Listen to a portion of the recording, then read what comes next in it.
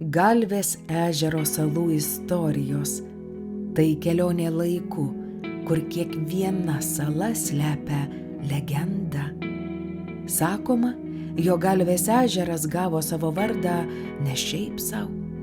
Senovėje 2 kartus per metus, prieš ledams sukaustant vandenis ir pavasarį jiems tirpstant, ežerui buvo aukojamos žmonių galvos. Tai buvo būdas susitaikyti su stichija, užtikrinti derlių ar išsigelbėti nuo nelaimių.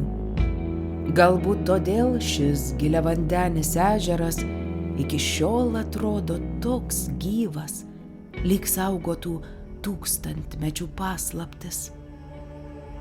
Galvės ežeras – Trakų Karūnos perlas. Vienas giliausių Lietuvoje, garsėjantis ne tik ramiais vandenimis, bet ir šiurpiomis bei kerinčiomis istorijomis.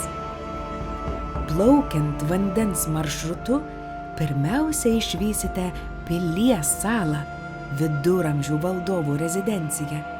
O gal pavyks pastebėti Vytauto didžiojo šešėlį pilnaties naktį. Netoliese Bažnytėlės sala, kur kadaise stovėjo Šventojo Jurgio cerkvė, Sapiegų mauzoliejus. Iki šiol ją gaubia mįslinga tyla. Keliaujame toliau į Karvinę arba Karaimko salą, kurioje karaimai ganė karves, sodino kopūstus ir kūrė legendinius kibinus. Pustelniko saloje gyveno atsiskyrėlis, kuris nuo piktadarių apsisaugojo jų pačių nunuodytų maistu. Ši sala – tylos ir išminties simbolis.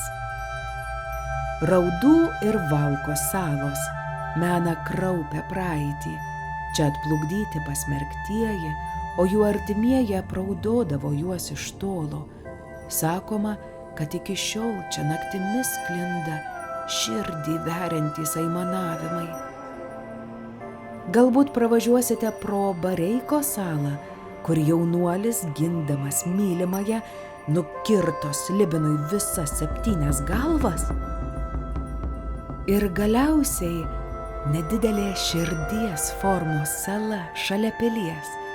Ji mena meilės istoriją, kai karalius atgabeno iš svetur gulbių porelę, kad įrodytų savo jausmus Barborai.